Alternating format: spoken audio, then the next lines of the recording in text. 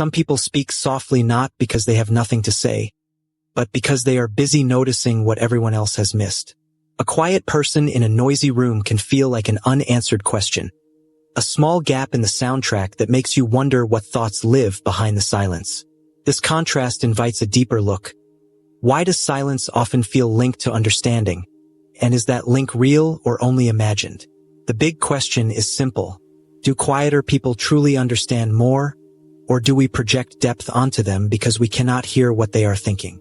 Who are the quietest people in the room, and why does it feel as if they notice more than anyone else? This question has fascinated observers of human behavior for centuries, from philosophers in ancient Athens to modern psychologists studying office dynamics. Throughout history, societies have often equated silence with submission or shyness, yet in many contexts, the quiet observer seems to hold an unseen advantage. Consider a small cafe in Paris in the early 1900s. Patrons sit at scattered tables, engaged in conversations, clattering cups, and occasional laughter.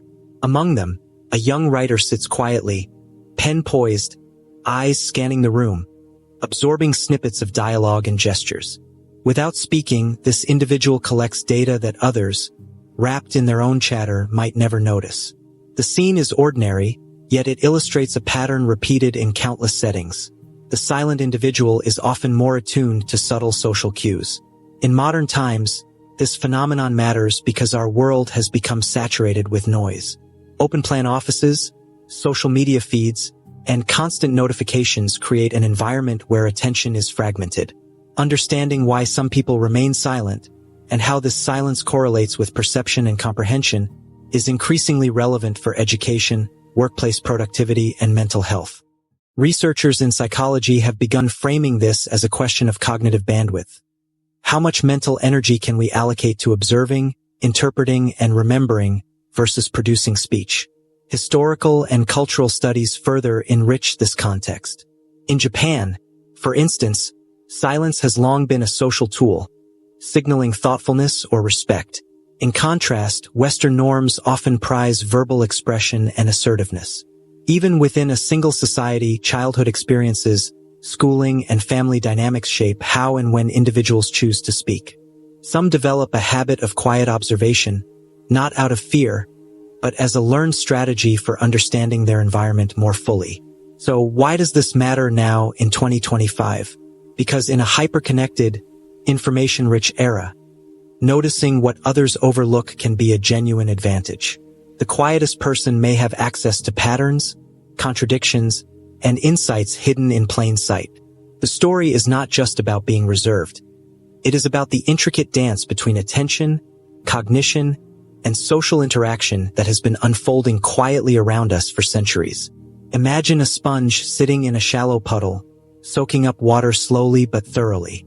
This sponge does not splash, shout, or push its way through the puddle, yet it accumulates more liquid than the frantic movements of those around it. In much the same way, quiet people often absorb information from their environment without drawing attention to themselves. Technically, what we are describing can be framed in terms of selective attention. Selective attention is the cognitive process that allows an individual to focus on certain stimuli while ignoring others. It is similar to using a spotlight in a dark theater. The spotlight highlights specific actors and actions, while the surrounding stage fades into shadow.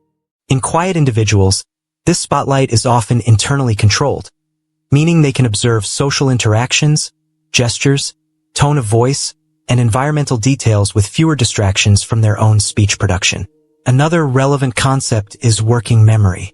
Think of working memory as a small desktop where you can lay out only a limited number of items at a time. You can juggle 3 to 5 objects efficiently, but adding more reduces accuracy. Quiet individuals spend less of this workspace on verbal output, leaving more cognitive resources available to analyze the information they take in. This can enhance pattern recognition, social inference, and long-term memory consolidation. Empathy and theory of mind also play a role. Imagine a chess player studying multiple games at once, predicting the opponent's next move. Theory of mind is the ability to infer other people's thoughts, intentions, and emotions. When quiet individuals observe interactions without interrupting, They often get richer data to refine these mental models, improving their understanding of social dynamics. Finally, there is the idea of metacognition, or thinking about thinking. Quiet people often monitor their own thoughts and reactions more deliberately, pausing to reflect before forming judgments. This self-monitoring acts like a filter, reducing impulsive responses and increasing the accuracy of their observations. The combination of selective attention, working memory, empathy, and metacognition creates a cognitive environment where silence can be an advantage. In essence, being quiet is not simply about speaking less. It is a strategic allocation of mental resources. It allows for deeper processing, richer observation, and more accurate understanding of complex social or environmental systems. The quiet mind, in this way, becomes a finely tuned instrument, attuned to patterns and subtleties that louder voices often overlook. Observation 1 comes from the work of psychologist Robert Kraut, who studied office interactions in the 1980s. He found that employees who spoke less during meetings tended to notice more unspoken cues, such as hesitation, microexpressions, and subtle disagreements. On average, these individuals recalled 20 to 30% more details about conversations than their more talkative colleagues, suggesting a measurable advantage in social perception. A second line of evidence comes from classroom studies. In one experiment, students who remained quiet during group discussions were later tested on comprehension and retention of material. Those who spoke the least scored approximately 10% higher on recall tasks than peers who contributed frequently, implying that observation can reinforce learning in real time. Third, research into listening skills shows that active listeners, often the quieter members of a group, demonstrate greater empathy and understanding. For example, one study recorded conversations between friends and strangers and measured the number of reflective statements made by participants. Quiet individuals produced fewer statements themselves but were able to accurately summarize the other person's perspective 70 to 80% of the time. This ratio of understanding to output highlights an efficiency that verbal dominance does not guarantee. Another observation arises from cross-cultural analysis. Anthropologists have noted that societies valuing restraint and silence, such as in parts of East Asia, often report higher rates of social attunement among individuals who speak less. In these cultures, listening and observing are not merely passive behaviors. They are structured social skills with practical benefits in negotiation, education, and leadership. Finally, neuroimaging studies provide a biological perspective. Functional MRI scans show that individuals who practice deliberate quiet reflection activate brain regions associated with social cognition, attention, and memory consolidation more intensely than those engaged in continuous verbal interaction. This neurological evidence aligns with behavioral studies, supporting the idea that silence can enhance understanding at both psychological and physiological levels. Taken together, these observations suggest that quiet people are not simply passive participants. They are actively processing, integrating, and understanding more than their talkative counterparts. The pattern appears consistently across contexts, tasks, and cultures, though the magnitude of the effect varies with environment, personality, and situational demands. The claim that quiet people understand more does not automatically prove a causal relationship. The null hypothesis, the default assumption in scientific investigation, would be that speaking less has no effect on comprehension or insight. In other words, silence alone might not create greater understanding. Other factors could explain the observed patterns. One alternative explanation is personality type. Introverted individuals often speak less and also tend to engage in deeper reflection.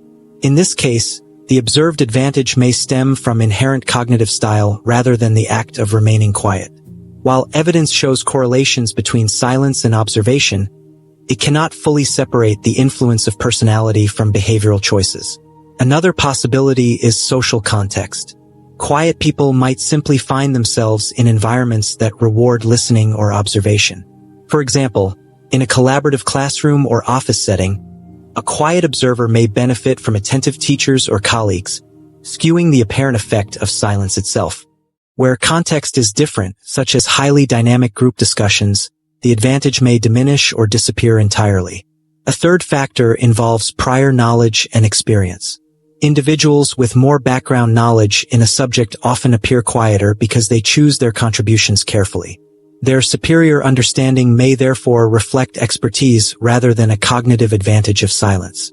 Experimental studies attempting to control for knowledge show smaller but still measurable differences, indicating that multiple mechanisms may be interacting.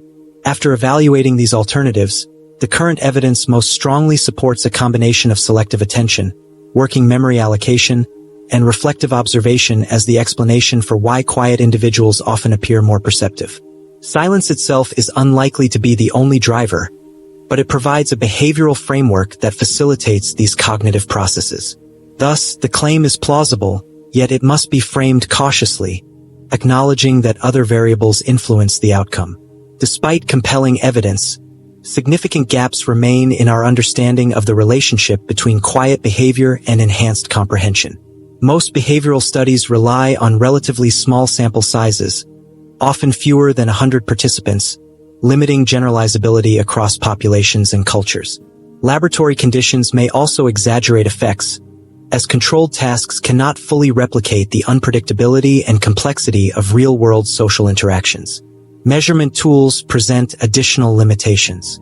Self-report questionnaires, for instance, depend on participants accurately assessing their own observation skills or listening habits, which introduces bias. Even objective measures, like memory tests or fMRI scans, capture only snapshots of cognitive activity, leaving long-term patterns and subtle social perception largely unexamined. Experimental design constraints also matter. Longitudinal studies tracking individuals over years are rare, yet they are necessary to determine whether quiet behavior consistently predicts greater understanding or if it fluctuates with age, experience, or context. Similarly, cultural and environmental variations remain underexplored. A behavior advantageous in one society may be neutral or disadvantageous in another.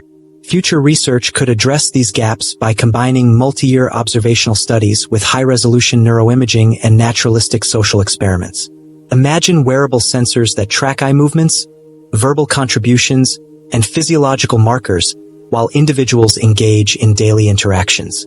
Coupled with periodic cognitive assessments, such approaches could quantify how silent observation shapes understanding over time and across diverse settings. Until such studies are conducted, we must remain cautious in interpreting existing results. We can appreciate patterns and propose mechanisms, but certainty remains elusive, and the full complexity of human cognition continues to challenge simple explanations. If the link between quiet observation and enhanced understanding holds true, the implications could be far-reaching across multiple domains. In education, teachers could leverage silent reflection periods, giving students structured time to observe, absorb, and consolidate knowledge before contributing verbally. Such practices might improve comprehension, retention, and classroom engagement without relying solely on active participation. In the workplace, managers could recognize the value of quieter employees who carefully observe meetings and interactions.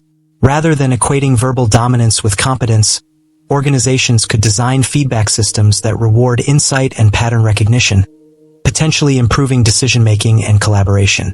For example, in a team of 10, recognizing two highly observant individuals could prevent misunderstandings that might otherwise cost days of misaligned work. On a societal level, the appreciation of quiet observation may influence how we interpret leadership, negotiation, and diplomacy. A diplomat who listens attentively before speaking can detect subtle signals, inconsistencies, or unspoken priorities, gaining an advantage in high-stakes discussions. The scale of impact extends from individual relationships to international negotiations, emphasizing the practical importance of measured, reflective observation. Yet there are risks and misinterpretations. Equating silence with superior insight can lead to undervaluing verbal contributions or ignoring the need for balanced dialogue. Overemphasizing quiet observation might also pressure naturally expressive individuals to suppress communication, potentially reducing creativity or team cohesion.